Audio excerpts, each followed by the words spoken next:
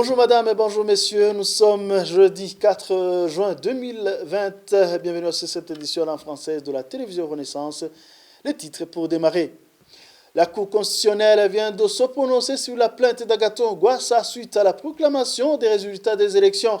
Et sans surprise, la dite Cour vient de confirmer la victoire d'Évariste Ndayishimiye. Il devient donc le futur président de la République pour les 7 prochaines années. Le peuple burundais fait face à une des dictatures les plus féroces du XXIe siècle.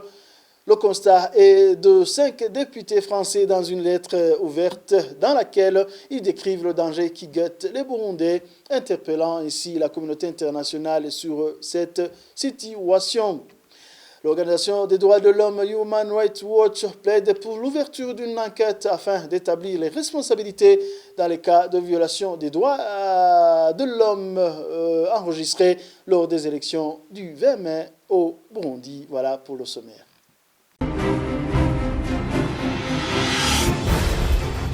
Politique pour démarrer cette édition. Le candidat du CNDD-FDD, Évariste Ndayishimiye, a été déclaré président de la République, élu ce 4 juin 2020. La Cour constitutionnelle l'a proclamé sur un taux de 68% des voix. À cette même occasion, les recours du candidat du parti CNL ont été déclarés par la Cour constitutionnelle nuls et de nul effet. Par cette même Cour, justement. Et à cette même occasion, la Cour constitutionnelle a aussi réhabilité 3 candidats du CNL, parmi eux Pelat Nyonguru, actuellement ministre de la Culture et des Sports, et Kati Kezimana, dont les noms avaient été remplacés par d'autres dans les législatives. Pour le secrétaire général du FOCODE, il n'y a rien de surprenant dans cette affaire. Suivez ici Maître Janvier Bigriman. La proclamation des résultats définitifs par la Cour constitutionnelle à travers laquelle elle vient de reconnaître la victoire du CNDD-FDD dans les élections législatives et présidentielles en débutant le parti CNR dirigé par l'acteur Rwasa n'est pas une surprise en soi parce qu'on connaît bien que cette Cour est devenue une caisse de résonance du parti au pouvoir, notamment depuis 2015. On sait bien que le président de cette Cour, M. Charles Ndagijimana, est un militant zélé du CNDD-FDD.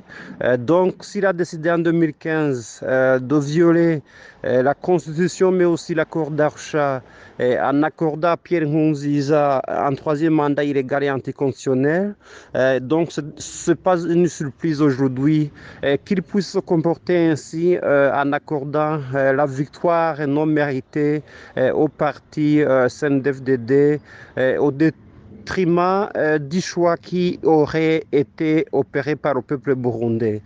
Nous pensons que cette Cour ne pouvait pas agir autrement parce que les menaces qui avaient eu lieu en 2015 sur les juges de cette Cour ont démontré que la Cour constitutionnelle n'est pas une juridiction indépendante, n'est pas une juridiction en laquelle on peut faire confiance, raison pour laquelle il était prévisible aujourd'hui que la Cour prenne le chemin qui a été tracé et qui a été emprunté par la CENI lors de la proclamation des résultats provisoires. Autre chose, à travers la Constitution de 2018, on a vu que le régime de Pierre Nkurunziza, le régime du CNDD-FDD a tenu à insérer un article qui prévoit que la Cour constitutionnelle qui était en place en 2015 devra rester fonctionnelle jusqu'à ce que les institutions issues des élections de 2020 soient installées.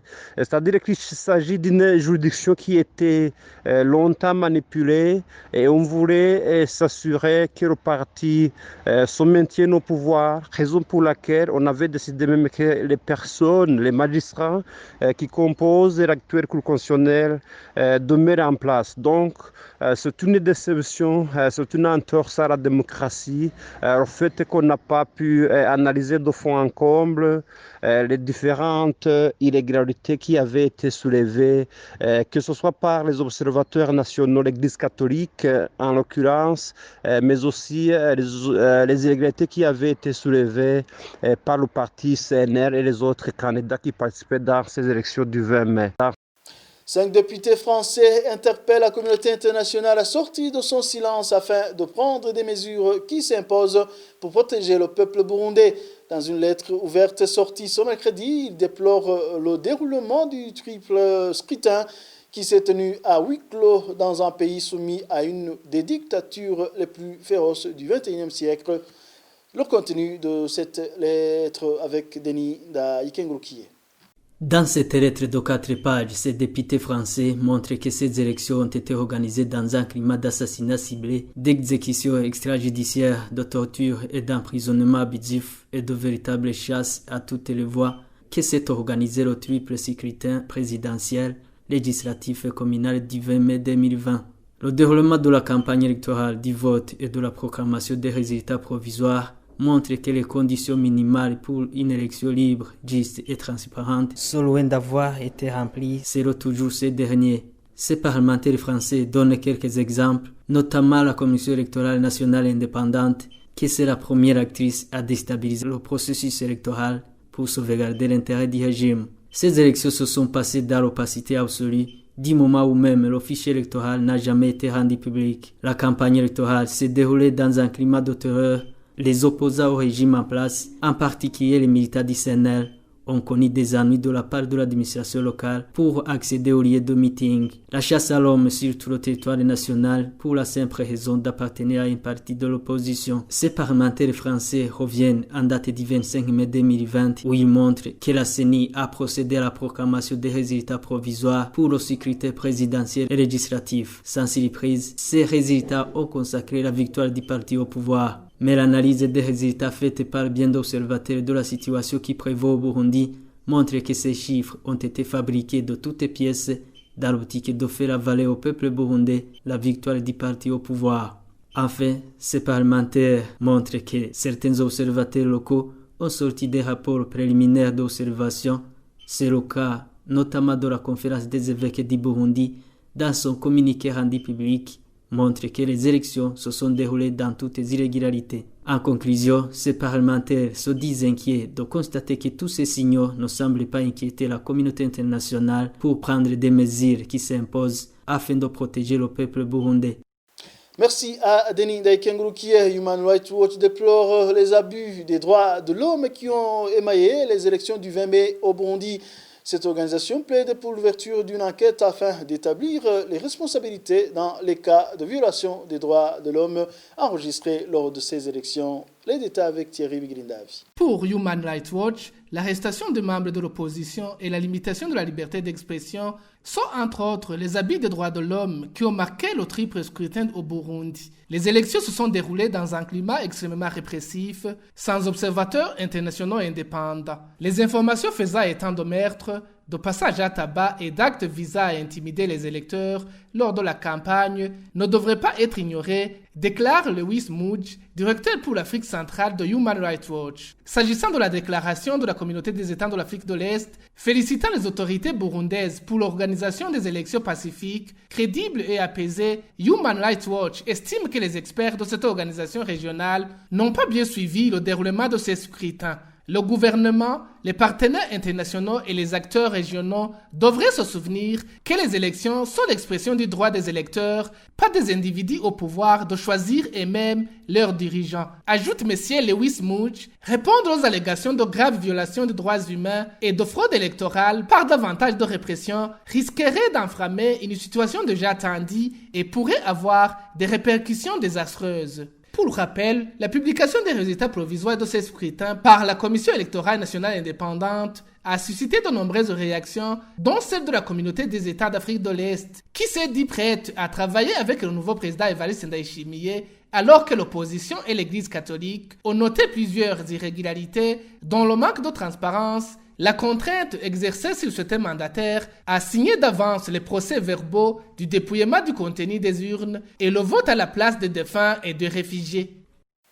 Merci également à Thierry Bigirindavi, page économie à présent. Il y a parmi les conventions entre les pays membres de l'EAC concernant les taxes, l'une qui supprime le paiement d'impôts plus d'une fois, surtout pour ceux qui font le commerce d'un pays à l'autre. Les explications sont de Domitien Diokugayo, ministre des Finances, qui s'exprimait devant les parlementaires ce mercredi. Le ministre fait savoir que la convention va permettre aux étrangers d'investir au Burundi. Suivez.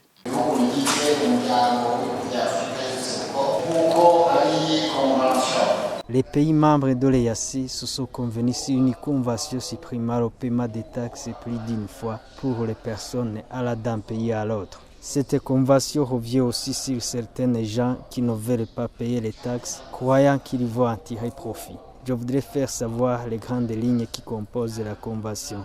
La première partie montre les taxes qui sont concernées par la même convention dans les pays signataires de la convention. Au Burundi, les taxes qui sont concernées par cette convention numéro 1/02 du 24 janvier 2013 porte sur l'impôt sur les revenus. Une autre chose sur cette convention est de montrer comment collecter ces impôts, montrer également les parties composantes qui vont de pair. Ici, il doit y avoir quelque chose qui pourra permettre au Burundi de signer cette convention afin de connaître son développement. Comme le Burundi est déjà membre de la communauté est-africaine, cette convention peut nous avantager de plus. Elle pourra permettre par exemple à d'autres personnes d'investir au Burundi.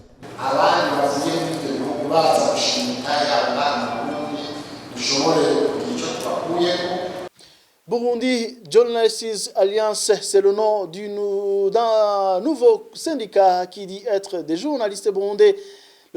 L'organisation qui indique venir pour protéger les droits des journalistes a été officiellement lancée ce mercredi.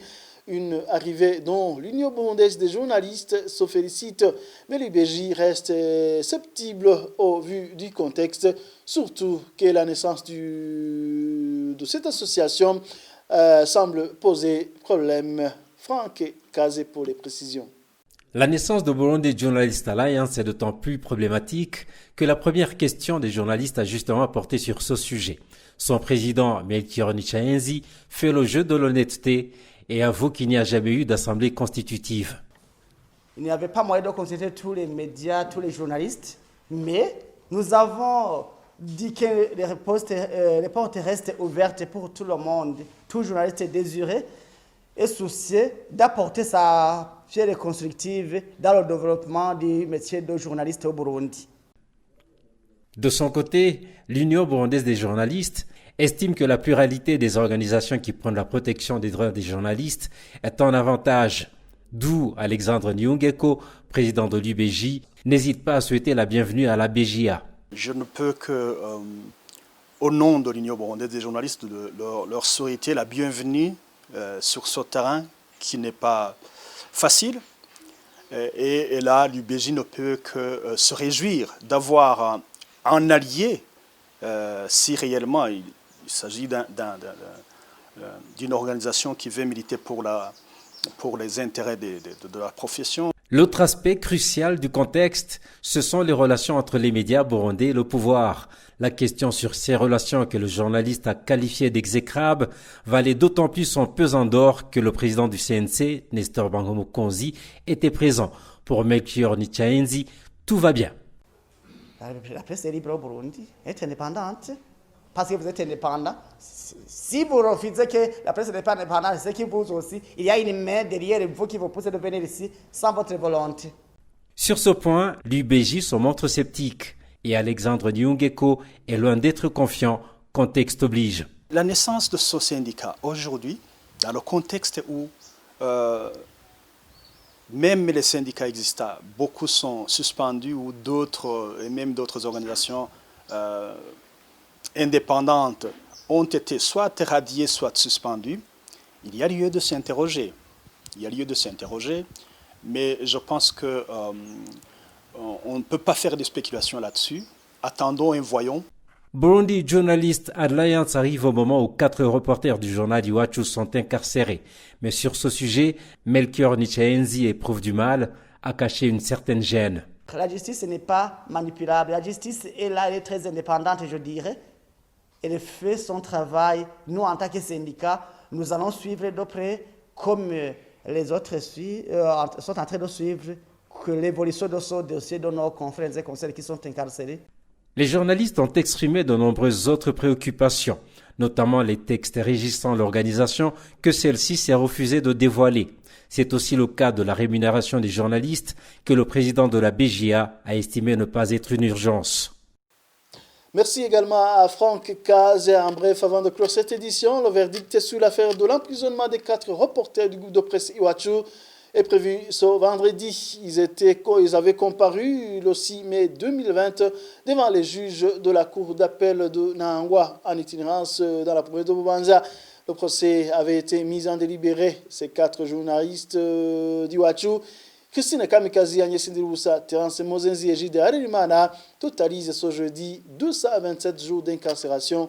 Ils sont accusés de tentative d'atteinte à la sécurité intérieure de l'État. Et voilà, c'est ce qui prend fait cette édition. Merci pour votre attention. À la prochaine.